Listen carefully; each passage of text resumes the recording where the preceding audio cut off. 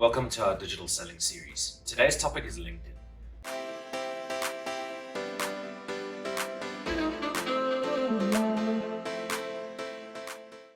If you watched the previous videos, particularly the one about account-based selling and account-based marketing, one of the things we're wanting to do is identify new relationships and new people within an organization to take your very specific message to. So when you found the person or set of people that you want to go and have conversations with, LinkedIn provides an amazing opportunity to go and create those connections, start that conversation, and to widen your net. So first of all, LinkedIn is a tool, largest professional network in the world. Chances are your prospect or your target is going to be there. If they're not, fine. There's other ways to Google and have a look, and LinkedIn is not going to be the channel that you use over there. But for those that are, and of course many of them are, it's then the topic shifts from how do we now get in touch with these people? How do we start that conversation? So first of all, let's back up a little bit and look at how we as humans interact online. When we going in for a big purchase like a car or a house, or even who we want to date, chances are we start online, we start with an app, and we do a ton of research. We have a look at areas, we have a look at preferences, we have a look at what these things mean to us, but we're spending a lot of time researching online.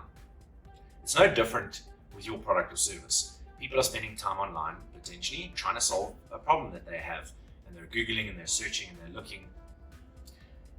And LinkedIn provides an opportunity to solve and answer some of those questions. So if you're not posting content, if you're not discussing and sharing thought leadership ideas, and when I say thought leadership, I mean talking about the thing that you sell, the product or service that you offer in a meaningful, organic, and authentic way.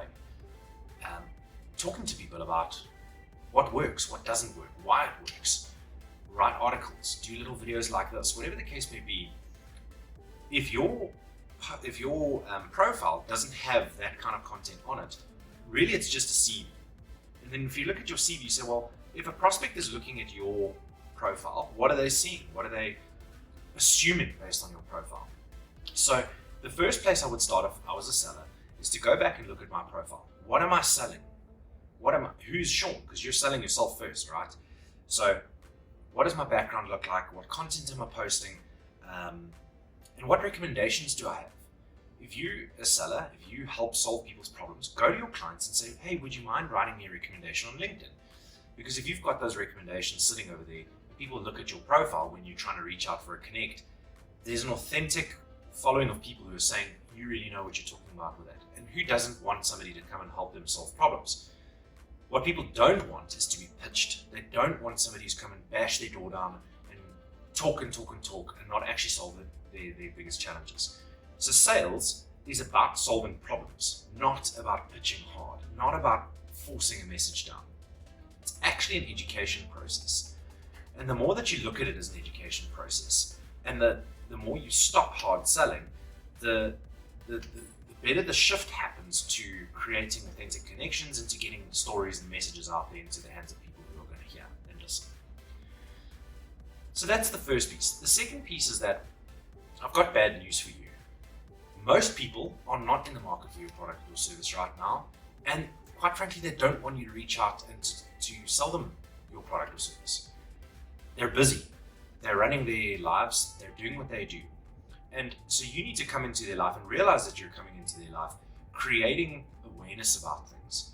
And this comes back to the education process. If you are sharing content online, if you're sharing stories of success about what your company has done with other companies and how you've helped them, you're sharing knowledge and information about what it is that you do and how you can help.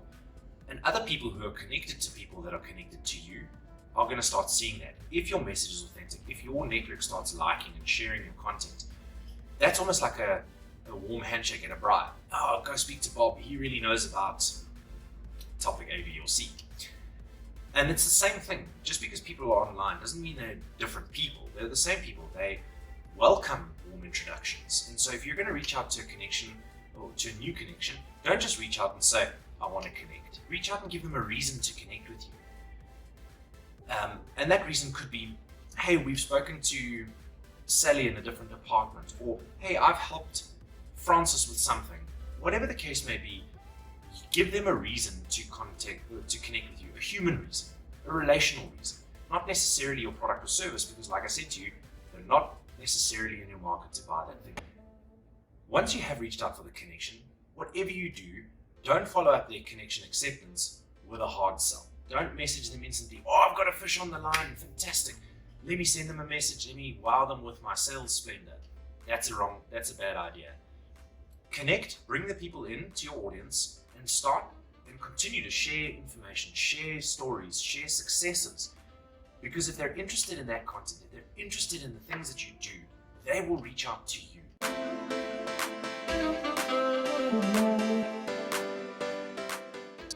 So let's summarize. First of all, have a look at your profile. Make sure that your profile speaks and represents who you are, what you're trying to say, and how, and understand how you're coming across to people that you're trying to connect to. Number two, be aware of how you connect to people, the language you choose to use in the connection request, the way that you behave after you've connected, and try and make sure that you're positioning yourself as a thought leader in what you do, as a person that shares and educates and informs, and then the people will come back to you. Number three, this is where technology comes in. Leverage technology like Sales Navigator and Dynamics working together, where I can see the relationships that I do have, that I am connected to, that those relationships can create icebreaker opportunities to new relationships within the same account or within a separate client, but in a similar kind of role. And use those references and relationships that you already have to get into new ones.